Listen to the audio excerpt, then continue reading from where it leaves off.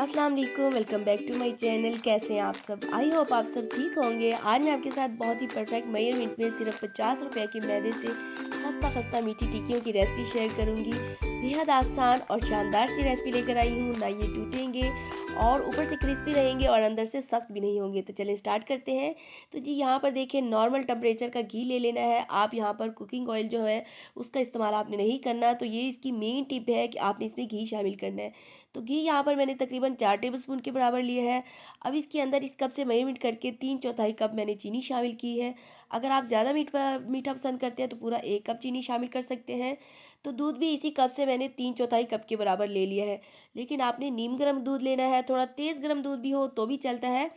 इसको डालने के बाद जैसे जैसे मिक्स करेंगे तो घी और चीनी जो है वो अच्छे से मिक्स हो जाएगी, अच्छा सा मिक्सचर रेडी हो जाएगा।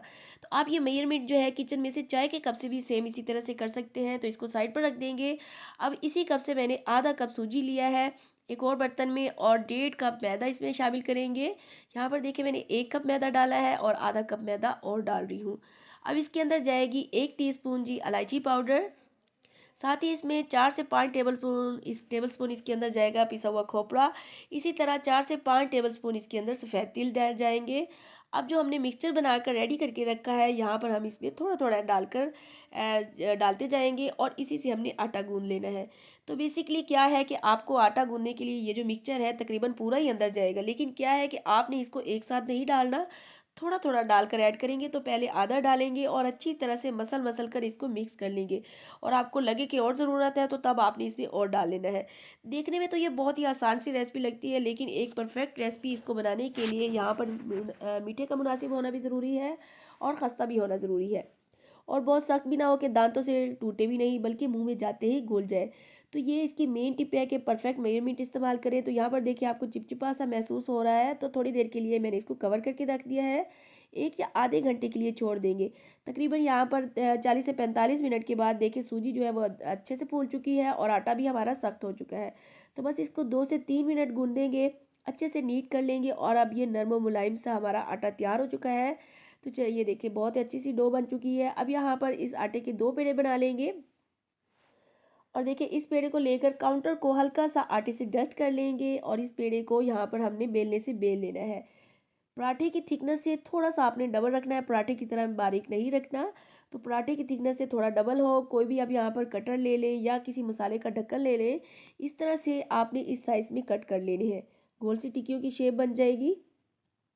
अब ये कट चुके हैं। अब ये जो बाकी हमारी डो है वो आसानी से साइडों से निकाल लेंगे, क्योंकि हमने नीचे जो है आटे से डस्ट किया था, और बाकी पेड़े में डालकर बेल लेंगे। तो टिक्कियाँ जो है इसी तरह से बना लेंगे। तो ये देखिए, परफेक्ट ये टिक्कियाँ बनकर तैयार हो चुकी है और माशाल्लाह से हमने ढेर सारी टिक्कियाँ बनाकर रेडी कर ली हैं। अब चलते हैं इनको फ्राई करने की तरफ। तो इसको खस्ता बनाने के लिए एक राज फ्राइंग का टेम्परेचर भी होता है।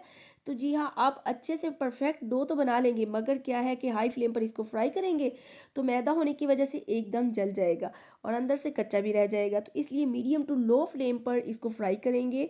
फ़ौरन से इसको टर्न भी नहीं करना, थोड़ी देर एक तरफ से फ्राई करेंगे धीमी आंच पर। वरना क्या है कि सूजी की वजह से फ़ौरन से ये टूट जाएंगे। तो बहुत ज़्यादा इसको ब्राउन भी नहीं करना। हल्का सा गोल्डन कलर आने के बाद इनको निकाल लेंगे।